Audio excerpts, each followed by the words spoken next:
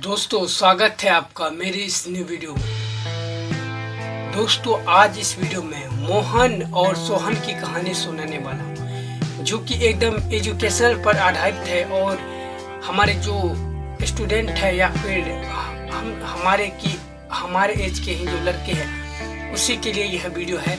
और यह वीडियो सबसे मज़ेदार होने वाली है क्योंकि यह आने वाले बोर्ड एग्जाम पर ही आधारित है। यह दो दोस्तों की कहानी पर आधारित है यह वीडियो, जो कि बोर्ड एग्जाम के लिए है। तो हम स्टार्ट करते हैं मोहन और सोहन की कहानी।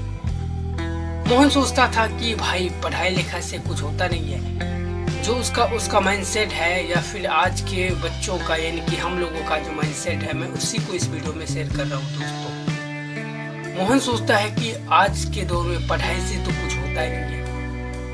अगर पढ़ाई लिखाई करके जॉब लेने भी जाओ तो वहाँ भी कंपटीशन है, और अगर तुम कुछ नहीं भी कर रहे हो तो ये भी ठीक है। सोहन का माइंडसेट ये था, यानी कि उससे अगर कुछ काम नहीं करना होता था तो वह इसके लिए 1000 बहाने बनाता था। उसके लिए काम ना करने के 1000 बहाने थे, लेकिन कि काम को करने के लिए एक भी बहाने नहीं थे। दोस्तों ये थी उसकी हालत। अब मैं सोहन पर आता हूँ। सोहन सोचता है कि अरे भाई क्या हुआ, अगर पढ़ ही लिख लेंगे तो लाइफ में क्या होगा।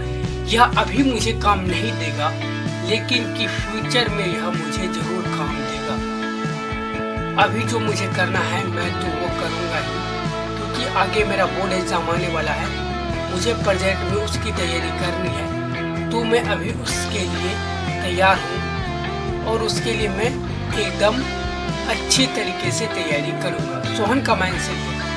देखिए इन दोनों का माइंडसेट में कितना फर्क है। मोहन का माइंडसेट कुछ और है और सोहन का माइंडसेट कुछ और है। इसी कारण शायद तो बच्चे जो है ना, यानी कि हम बच्चे क्यों बोले, मैं तो खुद बच्चा हूँ। हमारे जो दोस्त होते हैं इसी कारण फेल हो जाते हो भाई आप, क्योंकि आपको लगता है कि बोर्ड एग्जाम बहुत नज़दीक है और आप उसे और भी नज़दीक देखकर सोचते हो कि अब तो कुछ होगा नहीं, जो है उसे होने देते हैं। इसी माइंडसेट से आप पढ़ना भी छोड़ देते हो। देखिए लास्ट में क्या होता है कि मोहन सोचता है कि अब 2 महीना एग्जाम का बचा है, 2-3 महीना, नवंबर, दिसंबर, जनवरी, तो एक गेस्ट पेपर ले लेते हैं। दोनों दोस्त गेस्ट पेपर लेते हैं। मोहन का सिलेबस कंप्लीट भी नहीं हुआ था, उसने गेस्ट पेपर ले लिया पढ़ने के लिए, और सोहन का सिलेबस कंप्लीट हो चुका था तो वह पढ़ने के लिए एकदम रेडी था गेस्ट पेपर। मोहन सोचता है कि मैं गेस्ट पेपर को पढ़कर एग्जाम निकाल लूंगा, लेकिन सोहन ऐसा नहीं सोचता है। सोहन को लगता है कि मुझे इस गेस्ट पेपर को पढ़ने के लिए सबसे पहले अपने सिलेबस को कंप्लीट करना होगा, तभी मैं गेस्ट पेपर को समझ पाऊंगा। और सोहन सोचता है कि अगर मैं गेस्ट पेपर को एक पॉइंट को समझूं तो वह मेरे सिलेबस से ही संबंधित है, इसलिए मुझे पहले सिलेबस को कंप्लीट करना होगा, उसके बाद ही मैं गेस्ट पेपर पर जाऊंगा। तो सोहन का सिलेबस कंप्लीट हो चुका था, लेकिन मोहन का नहीं।